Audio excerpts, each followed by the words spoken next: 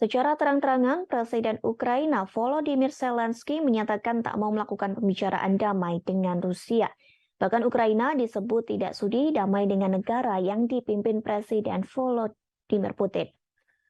Ukraina bersedia melakukan perdamaian dengan Ukraina, namun dengan satu syarat, yakni kedaulatan dan wilayahnya tidak dikompromikan.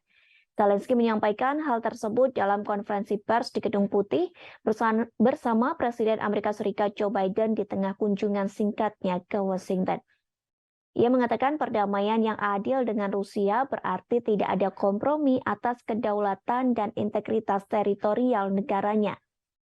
Lantas Zelensky sempat diberi pertanyaan soal cara yang menurutnya adil untuk mengakhiri perang di Ukraina.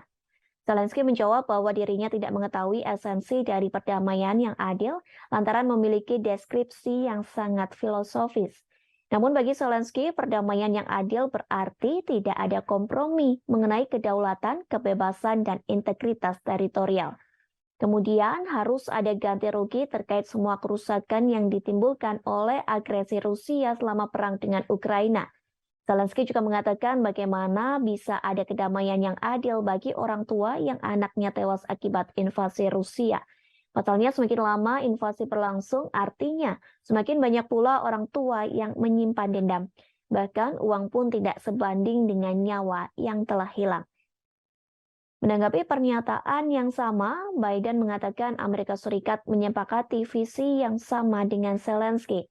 Biden mengatakan tentang Ukraina yang perlu kemerdekaan, mandiri, makmur, dan aman. Biden menyatakan dia dan Zelensky ingin konflik segera selesai.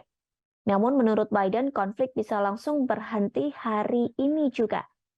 Hal itu bisa terjadi jika Presiden Rusia Vladimir Putin memiliki martabat dan menarik pasukannya keluar dari Ukraina. Sementara sebelumnya, Istana Kepresidenan Rusia alias Kremlin menyatakan tidak melihat peluang untuk melakukan pembicaraan damai dengan Ukraina. Hal tersebut disampaikan pada Rabu 21 Desember bersamaan dengan kunjungan Zelensky ke Washington.